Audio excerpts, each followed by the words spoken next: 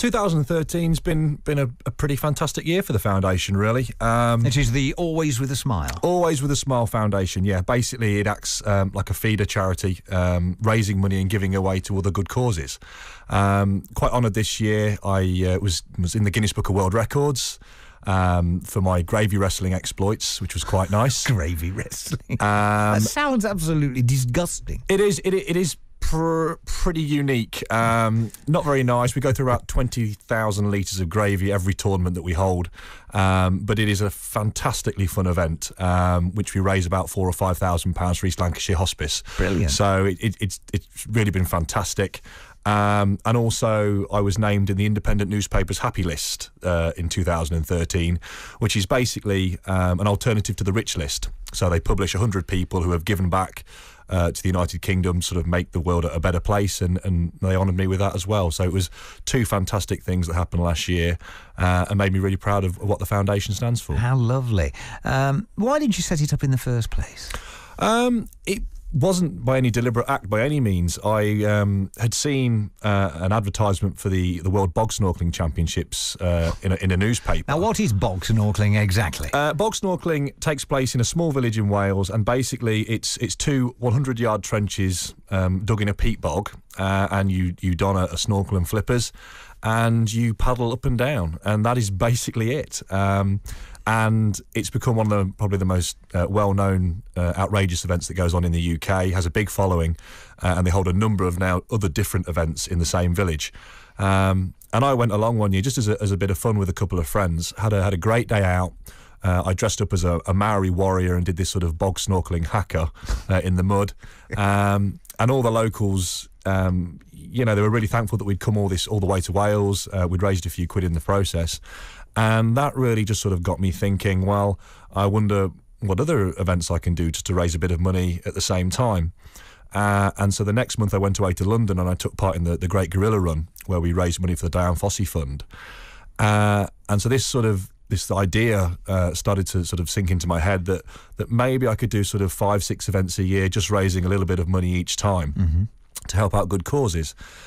As it has, the foundation sort of started to snowball, and you'd go to one event and you'd see, the same photographers, the same press, and they'd say, "Oh, you're going to this event next month," or "I saw you at this event. Are you doing this next one?" And now the foundation sort of got to a state where effectively I do between 40 and 45 events a year, so it's roughly every weekend. Oh my goodness. And it just came out of nothing, really. It wasn't an intended thing to set up, but I found that I was having great fun doing it. I've met hundreds of fantastic people along the way, and hopefully made a lot of people smile in the process. Indeed. I mean, full marks to you for that, my friend.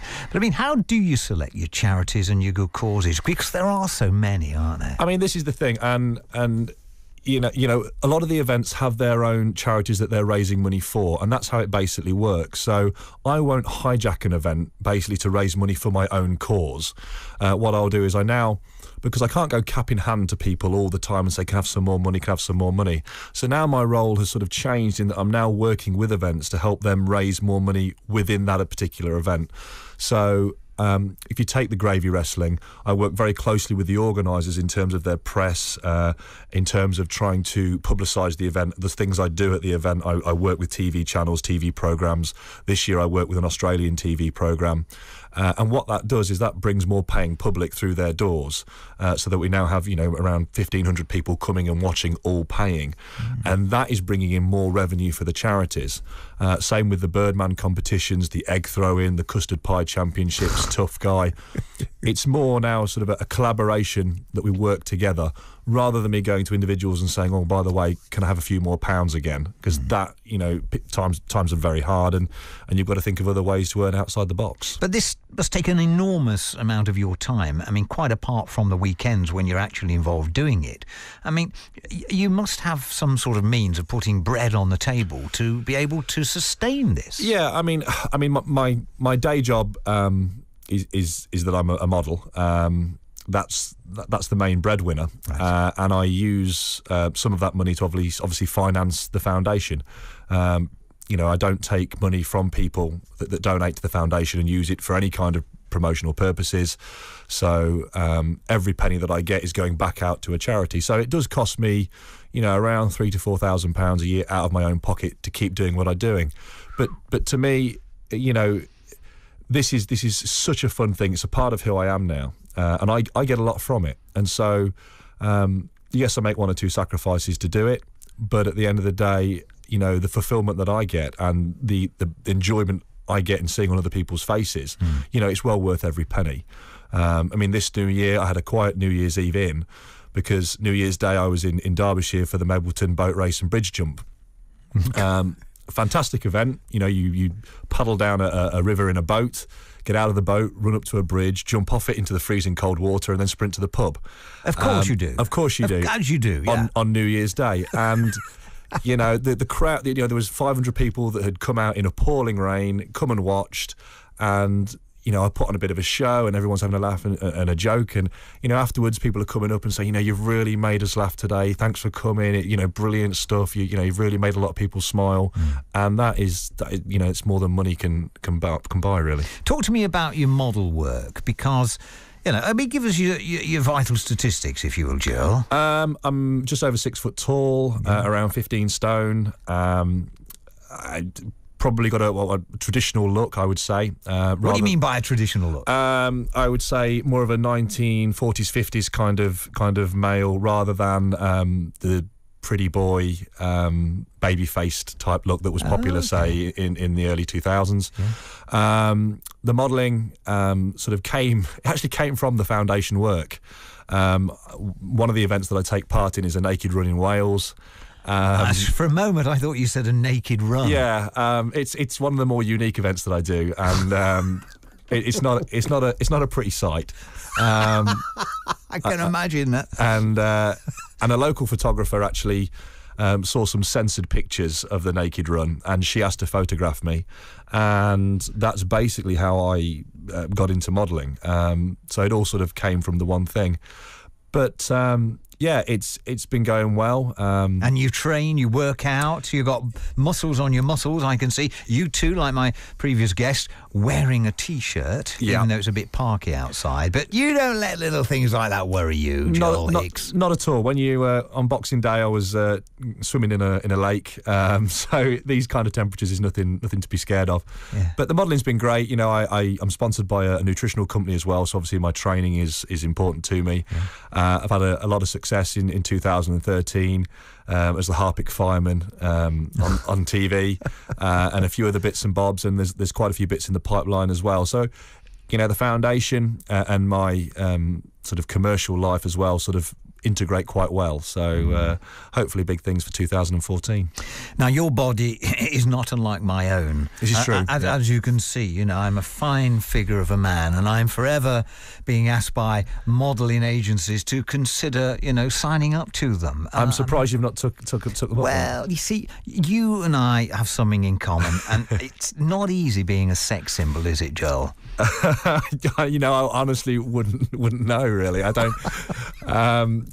I've been called many things, but I don't know about sex symbol. You are disarmingly honest, open and frank, and that's one of the reasons why it's great to have you here. Always with a smile, and that really says it all. Just the mere mention of some of the more bizarre, ridiculous and obscure and downright balmy fundraising efforts alone, without actually being there and seeing them, just the mention of them bring a smile to the face. Yeah, the type of events, if I look back to sort of last year, the Tough Guy event in Wolverhampton was a fantastic event. I worked with them quite closely. I'm their goodwill ambassador, in effect, and I escorted the Manchester United Wags round the course. That was quite nice. Wags on the Tough Guy challenge. On the Tough Guy, yeah. And to be fair to them, they actually really did put it in as well. They didn't avoid anything. They got muddy and dirty and wet, and I take my hats off to them.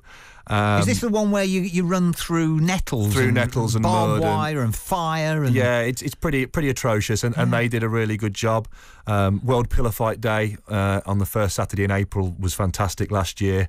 I'm kind of the unofficial controller of starting and stopping it, and that sees around 2,000 or 3,000 people all just descending on Trafalgar Square and having a mass pillar fight. It's absolutely hilarious. The Mad Mould and Mud Run. was a highlight for me last year, because a picture of mine ended up in an Italian magazine, and a lovely lady in Italy called Rosita Santoro contacted me, saying, is this you in this magazine? And she's now following the foundation and spreading what the foundation does in Italy. The Worthing Birdman just personified again what the foundation is all about. This is where at the end of the pier and you attempt to fly a distance. You build a flying machine under your own power, under your own steam, and you fly off Worthing Pier and you try and fly as far as you can. There's some actual competitive flyers, and they went over 100 metres this year again, which is absolutely fantastic. I enter a different class called the Kingfisher class, which is for sort of fun and fancy dress entrants, and we just tend to go 40 foot straight down. And I had a fantastic time this year, and two guys who I'd never met before got up at 4 o'clock in the morning and drove down from north of Liverpool just to come and take part in the event with me on a spur of the moment at sort of 10 o'clock the night before. And that's really what the foundation's about now. It's looking into the future. It's trying to inspire people now to do things that they'd never before considered doing. It's about getting people to sort of have a sort of a social awareness about what's going on in their own community, and trying to spread the ethos of the foundation. Its aims are simple. You just got to try and make somebody smile, and if you can help somebody out and raise some money in the process, then that's great. But the primary thing is just to put a bit of joy back into the world, and that's what it's all about, and that's why it's so easy. If you can raise a bit of money for a charity at the same time, then why not? There ain't enough people in the world like you, Joel Hicks. It's always a delight and pleasure to talk to you. Thank you so much indeed for coming in. No problem. Thanks very much. The website is alwayswithasmile.com. As simple and as easy and as straightforward as that. Alwayswithasmile.com. And I guess if any good cause or interested charity would like your assistance. Yeah, all they have to do is if they drop me an email and contact me through the website, basically, as long as my time is permitting, I help out any good cause that's going. What I'd like to try and do now is try and integrate myself more into businesses in the local community within Leicestershire, go into businesses and try and encourage them as sort of team building to try and take part in events and raise money that way. And also work with the local universities. I'm a former DMU student anyway. All right. And I'd like to bring some partnerships together, maybe encouraging the students to maybe say, if you take the Worthing Birdman, for example, to actually construct a flying machine, which I can fly off in for them. And, in terms of the film and media, obviously that's a big part of what I do, and hopefully I can sort of integrate that into the foundation. And so those are the kind of partnerships that I'm looking to develop in 2014. So if anybody's interested in helping out, in joining in or taking part, just contact me through the website. Good man. Joel Hicks, that's alwayswithasmile.com. Thanks ever so much, Joel. Pleasure. It's BBC Radio Leicester. Julie, where are you? Oh, she's obviously not in the radio car anymore, which means she'll be through that door any minute. If I were you, I would run, Joel Hicks. I would run. I've heard people say